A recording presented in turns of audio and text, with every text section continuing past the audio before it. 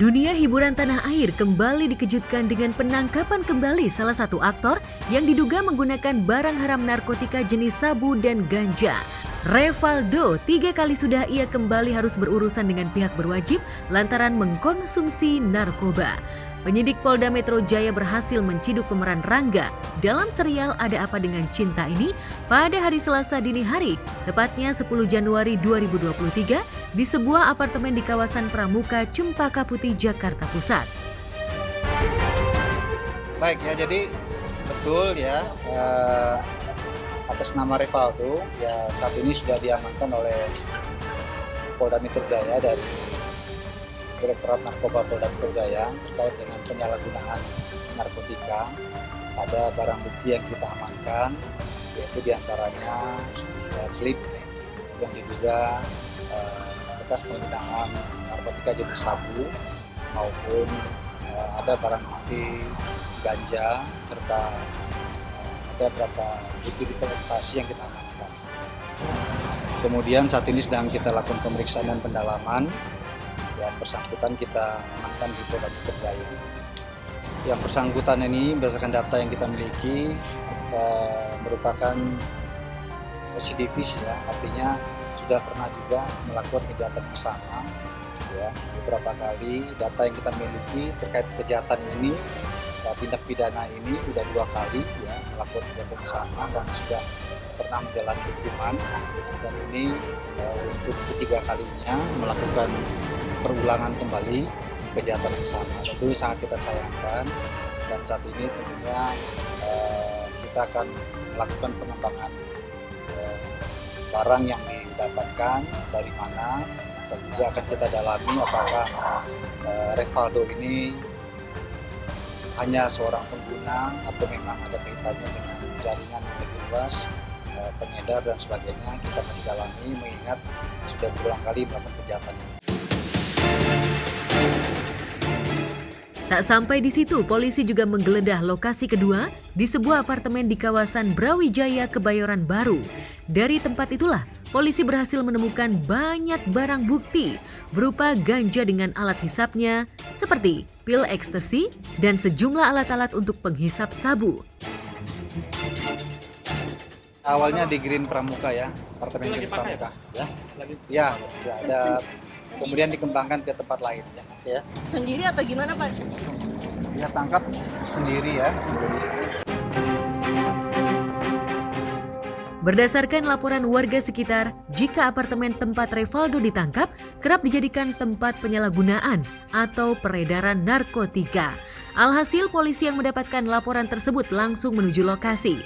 Revaldo pun dinyatakan positif metamfetamin, amfetamin, dan THC setelah dilakukan tes urin. Makanya nanti kita dalami dulu hasil pemeriksaan, nanti akan kita sampaikan kemudian ya, kita belum sampaikan sekarang ya.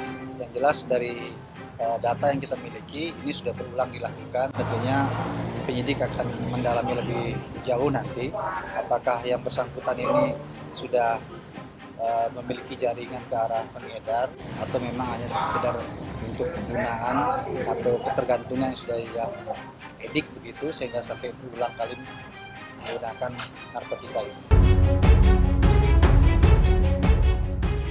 2 kali terjerat dalam kasus narkoba tak lantas membuat Revaldo jera. Ia justru kembali masuk ke dalam lembah yang sama. Revaldo sempat ditangkap polisi di kediamannya di daerah Pasar Minggu, Jakarta Selatan pada 10 April 2006 silam karena memiliki sabu seberat 1 gram, 1 linting ganja, dan 5 pil ekstasi. Pengadilan Jakarta Selatan pun akhirnya memvonis Revaldo hukuman penjara selama 2 tahun. Bebas pada September 2007, Revaldo kembali diamankan polisi pada 20 Juli 2010. Revaldo tertangkap tangan membawa sabu seberat 50 gram saat berada di sekitar Jakarta Barat. Karena barang bukti yang cukup berat, Revaldo pun dinyatakan sebagai pengedar dan divonis penjara selama 7 tahun dan denda sebesar 1 miliar rupiah oleh Pengadilan Negeri Jakarta Barat. Itu satu chapter, satu chapter di kehidupannya. Satu chapter di kehidupan aku, ya kan. Kata-katanya tuh Gue kapok masuk penjara, tapi gue gak nyesel.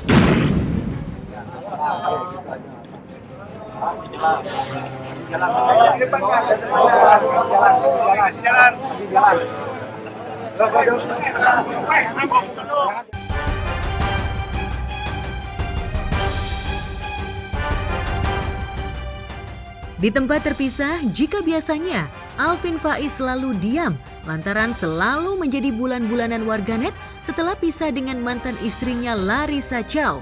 Kini putra sulung dari mendiang Murabi Ustadz Arifin Ilham angkat suara. Lewat akun Instagramnya, Alvin membongkar sisi gelap Larissa. Alvin menulis di Instastory-nya, jika selama ini image yang dilihat masyarakat adalah jika dirinya cerai lantaran selingkuh dengan Henny serta menelantarkan istri dan anak. Pun dengan Henny yang selalu dicap sebagai perusak rumah tangga orang lantaran Henny diduga menjadi musabab perceraiannya dengan Larissa. Karena selama 2 tahun ini selalu disudutkan warganet, akhirnya Alvin buka suara lantaran tak tahan dengan fitnahan yang dibuat oleh Larissa kepadanya.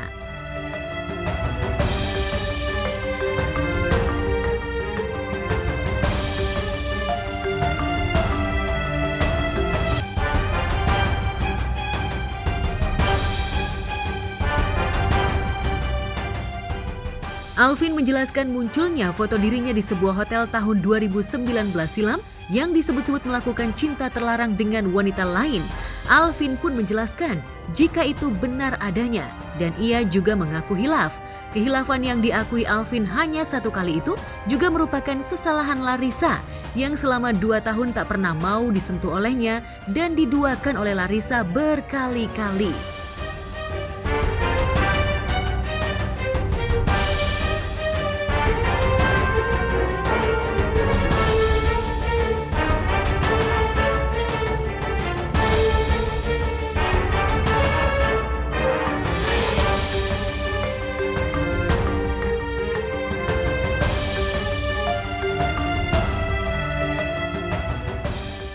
Alvin melanjutkan berkali-kali Larissa bermain api dengan pria lain, namun Alvin selalu memaafkan lantaran dirinya mengaku tak mampu untuk marah dan dianggap lembek tak bisa tegas terhadap Larissa.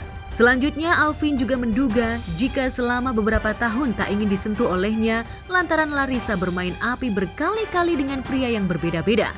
Dalam tulisannya sejatinya, Alvin tak ingin membahas luka lama rumah tangganya dengan Larissa lantaran ia kini sudah hidup bahagia bersama Henny. Apalagi ia mengaku terlalu bucin dengan Henny karena ia tak pernah merasakan itu saat bersama dengan Larissa.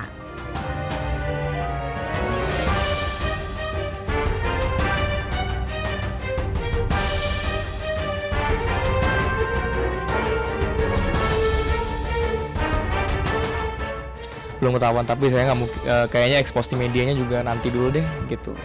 Kalau misalkan udah ketahuan pun saya juga nggak mau tahu. Saya lebih suka taunya juga kayak dibuat semacam kejutan lah. Kita buat pengajian, terus di situ ada kejutan gitu. Alhamdulillah senang semua ya. Mau punya anak lagi gitu, dan emang saya juga pengen banget punya anak lagi kan. Mamah juga pengen punya cucu lagi gitu.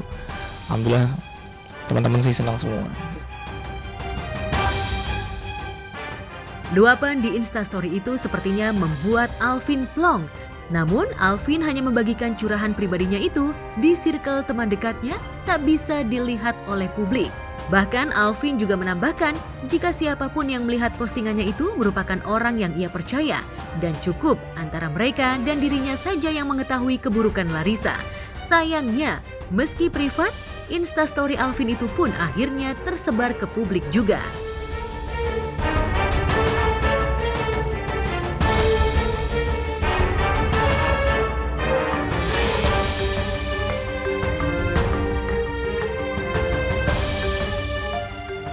Tak hanya itu, Alvin juga membuka pesan pribadi lawasnya bersama Larissa pada tahun 2018 silam soal dugaan perselingkuhan Larissa dengan pria lain kepada ibunda Larissa.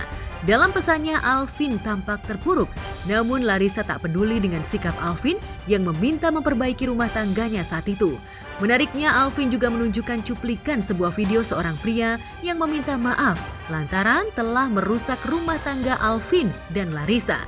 Bahkan saat itu permintaan maaf pria yang diduga kekasih gelap Larissa dimediatori oleh mendiang adiknya Amer Azikra.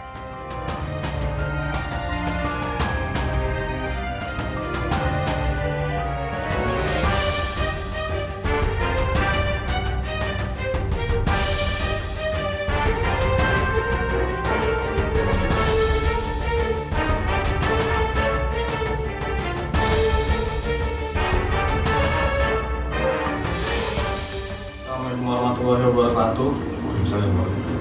Saya Abi pada hari ini, Kamis 26 Desember 2019, jam 11.49 di Sentul, telah bersaksi dan mengakui melakukan kesalahan atas rumah tangga Muhammad Alvin Faiz dengan poin-poin kesalahan sebagai berikut. 1. Telah mengganggu kenyamanan rumah tangga Muhammad Alvin Faiz dengan terlalu intens komunikasi dengan istri Muhammad Alvin Faiz, yaitu Larissa Gunawan. 2. Melakukan pertemuan berdua dengan Larissa Gunawan tanpa sepengetahuan Muhammad Alvin Faiz. Untuk menyelesaikan kesalahan saya ini, telah terjadi pertemuan secara damai dan musyawarah dengan Muhammad Alvin Faiz sebanyak 4 kali. Pertemuan pertama di kantor Azikra, pertemuan kedua di Starbucks Belanova, pertemuan ketiga di kosan Abian hanya dengan Bunda Fema, pertemuan keempat di kantor. Pada pertemuan di atas, saya sudah mengakui dan Ya, sejak Alvin membuka tabir gelap masa lalu Larissa, mulai bermunculan orang-orang yang diduga pernah dekat dengan Larissa. Bahkan salah satu wanita yang mengaku pernah ada di lingkaran mantan istrinya itu mengungkap jika semua skenario telah diatur oleh Larissa sendiri untuk menggiring opini jika Alvin adalah sosok suami yang tak bertanggung jawab dan lalai terhadap anak semata wayangnya.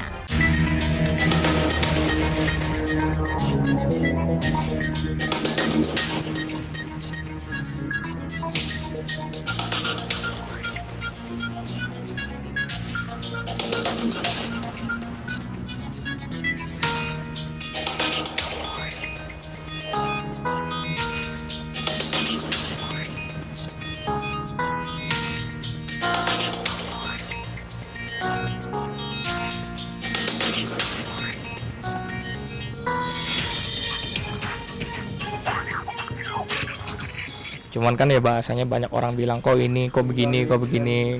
Makanya saya bilang saya nggak begitu suka mengekspos kehidupan saya pribadi di media karena mau gimana pun pasti akan ada tanggapannya. Karena prinsip saya nggak begitu menanggapi berita yang ada. Netizen mau menilai sendiri juga nggak masalah seperti apa. Bagi saya yang menjalankan kehidupan itu kan kita semua, gitu. Kalau ada penggiringan opini ya netizen mau menghakimi saya seperti apapun nggak masalah. Karena saya merasa nggak seperti itu, gitu. Menurut saya ya pro kontra itu sesuatu yang biasa lah mas, namanya kehidupan ya. Apalagi kalau misalkan kita dikenal banyak orang, kalau misalkan kita terlalu menanggapi, saya jadi berpikir kalau kita apa-apa ditanggapin, dikit-dikit ditanggapin, gak akan ada habisnya, justru makin seneng gitu.